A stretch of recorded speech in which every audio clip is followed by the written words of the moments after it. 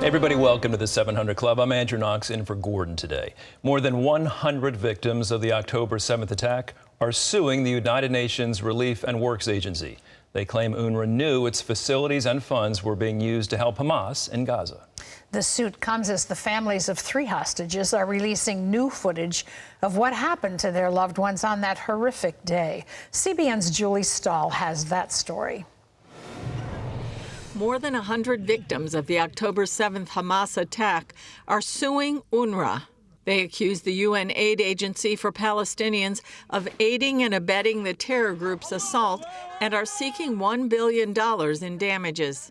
We suddenly became aware that UNRWA had a huge role in what happened. But what we uncovered that was surprising is the scheme for funding Hamas's acquisition of smuggled weapons, explosives, and other things. So, Attorney Gavi Marone filed the complaint in a New York court, saying UNRWA's own reports indicate they knew that Hamas stored explosives, assault rifles, rockets, and mortars in their schools. Obviously, the end of the story is that they absolutely provided safe harbor for Hamas terrorists to use those schools, the safe harbor protecting the Israeli army trying to, discover them. The suit comes as hostage families approved the release of new footage showing their loved ones being taken captive from the Nova Music Festival. We and the other families felt that it's very important, any piece of evidence of what happened on October 7th,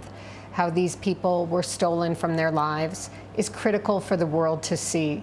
American-Israeli Hirsch Goldberg Polin, Elia Cohen, and Or Levy were hiding with others in a bomb shelter. Many were killed when terrorists threw grenades into the shelter. Hirsch's forearm was blown off. Israel's prime minister says he's open to a ceasefire to return the hostages, but is committed to eliminating Hamas as a fighting force.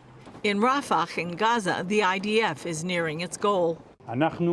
We are clearly approaching the point where we can say that we have dismantled the Rafah Brigade, that it is defeated not in the sense that there are no more terrorists, but in the sense that it can no longer function as a fighting unit.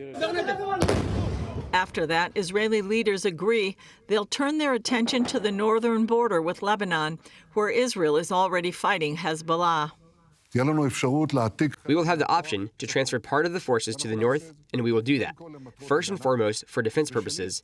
Secondly, to return our residents home. Meanwhile, in a move that could threaten the stability of the Netanyahu government, Israel's Supreme Court today ruled that the military must begin drafting ultra-Orthodox men who have been exempt by law due to their religious beliefs. Julie Stahl, CBN News, Jerusalem.